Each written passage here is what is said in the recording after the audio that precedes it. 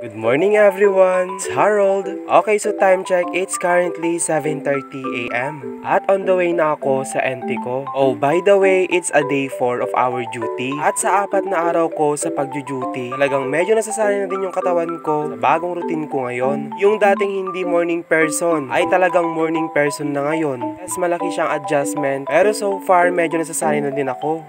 I arrived here around 8:10 AM. Medyo late tayo ngayon ng 10 minutes. But it's fine cause wala pa namang client. Naku, kahit gaano ako kaaga, talagang hindi maiiwasan na malate ako. Ikaw ba naman kasi nata-traffic everyday? Pasok kang rush hour at uuwi kang rush hour. Minsan nga mas nakakapagod na din kasi minsan pagod ka na sa duty, tapos madadagdagan pa yung stress mo sa traffic. Okay, so as you guys can see, ina-explore ko ngayon itong loob ng D-Max. Pina-familiarize ko yung mga material na ginamit kay D-Max at kung ano yung mga meron sa loob niya. Everyday talagang nakaka-excite din mag-duty.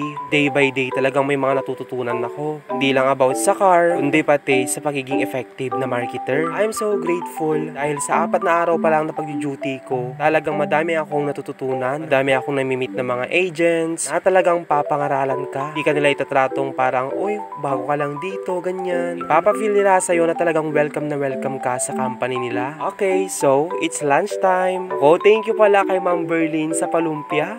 For my lunch ulam ay tocino. As I've mentioned sa inyo guys sa mga nakalipas kong vlog, pagdesisyonan kong magbaon na lang, less hassle at para kahit papaano naman ay mas makatipid ako. Medyo mahal din kasi yung mga ulam sa mga karinderya na malapit dito sa NT ko. Ayan, kakatapos nga lang namin mag-lunch. And after 30 minutes break, back to duty. Pero nasingit ko pang mag-fit check.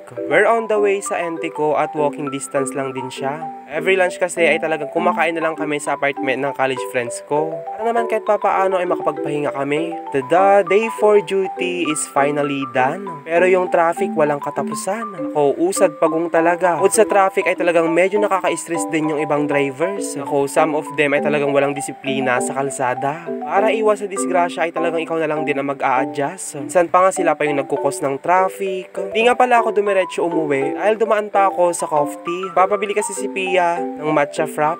Then, bumili na din ako ng go-to merienda ko. Ito yung isaw at Betamax. Tapos samahan mo yan ng matamis na sauce at konting suka ay talagang panalo na yun. Ayan lang naman yung kwento ko for today. Kayo bukas ha.